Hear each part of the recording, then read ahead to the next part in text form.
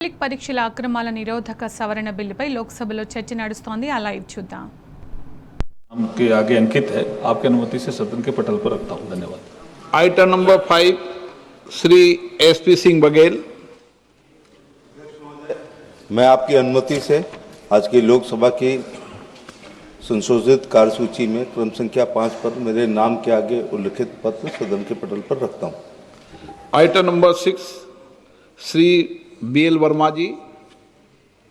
आदरणीय अध्यक्ष महोदय, मैं आपकी अनुमति से आज लोकसभा की संशोधित कार्यसूची में क्रम संख्या 6 पर अपने नाम के सम्मुख अंकित पत्र स्वापत्र पर रखता हूं. Item number 7 Shri Bandi Sanjay Kumar. मैं आज की पुनश्री कार्यसूची में क्रम संख्या 7 पर मेरा नाम के सम्मुख लिखित दस्तावेज सभा पट पर रखता हूँ. Item number 8 Shri Pabitra Margherita ji. So, with your permission, I rise to lay on the table of the House paper mentioned against my name at serial number 8 of the Ministry of Textiles as per today's revised list of business. Item number 9 Shrimati के कनीमोजी. आप सदन के पटल नहीं. श्री राव राजेंद्र सिंह जी. चलिए, कोई बात नहीं, हो जाता है. आइटम नंबर 10 आप रखना चाहते हैं? अच्छा, रख राव साहब रख दें. आदरणीय अध्यक्ष इशिपुटी राव साहब रख लें, कोई बात नहीं. आदरणीय अध्यक्ष महोदय, मैं आज की कार्यसूची में अपने नाम के समक्ष यथा सूचीबद्ध उपभोक्ता मामले, खाद्य और सार्वजनिक वितरण संबंधी स्थायी समिति के 17वें और 18वें प्रतिवेदन की एक प्रति हिंदी तथा अंग्रेजी संस्करण प्रस्तुत करता हूं. Item number 10 Shri Jitin Prasada ji. Respected sir, with your kind permission, I make a statement regarding the status of implementation of the recommendations contained in the 195th report of the Standing Committee on Commerce on demand for grants 26-27, demand number 10, pertaining to the Department of Commerce, Ministry of Commerce and Industry. Item number 11 Shri Ramnath Thakur ji. माननीय अध्यक्ष जी महोदय, मैं आपकी अनुमति से आज की कार्यसूची क्रम संख्या 11(1) में वर्णित कृषि एवं किसान कल्याण विभाग, कृषि एवं कल्याण मंत्रालय के लिए कृषि पशुपालन और खाद्य प्रसंस्करण मांग अनुदान मांग संख्या 1 की अस्थायी समिति 7वीं रिपोर्ट में निहित सिफारिशों के कार्यान्वयन की स्थिति के संबंध में एक सदन के पटल पर रखता हूं. Item number 12 Shrimati Anupriya Patel.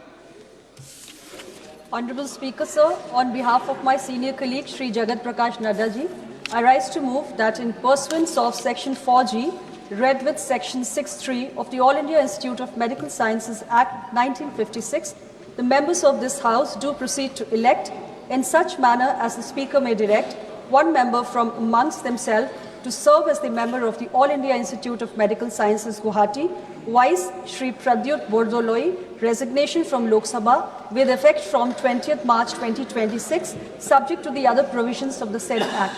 Thank you. प्रश्न है कि माननीय मंत्री द्वारा प्रस्तुत प्रस्ताव को स्वीकृत किया जाए. जो सदस्य प्रस्ताव के पक्ष में हाँ गए हैं, जो सदस्य प्रस्ताव के विपक्ष में ना गए हैं, मेरे विचार में निर्णय हाँ वालों के पक्ष में, हाँ वालों के पक्ष में प्रस्ताव स्वीकृत हुआ.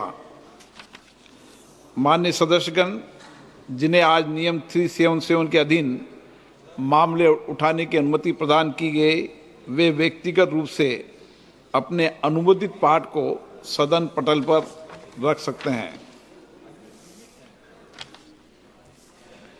आइटम नंबर 14 लोक परीक्षा अनुचित साधन निवारण संशोधन विधेयक 2026. माननीय मंत्री जी कुछ रखना चाहते हैं? 1 मिनट में बोल लूँ. 1 मिनट. माननीय मंत्री जी 1 मिनट. माननीय सदस्यगण, आज का दिन हम सब के लिए महत्वपूर्ण है, जब सत्ता पक्ष और प्रतिपक्ष दोनों इस विधेयक की चर्चा के लिए सहमत हुए. ये विधेयक लोक परीक्षा अनुचित साधन निवारण अधिनियम 2024 में संशोधन करने का प्रस्ताव करता है.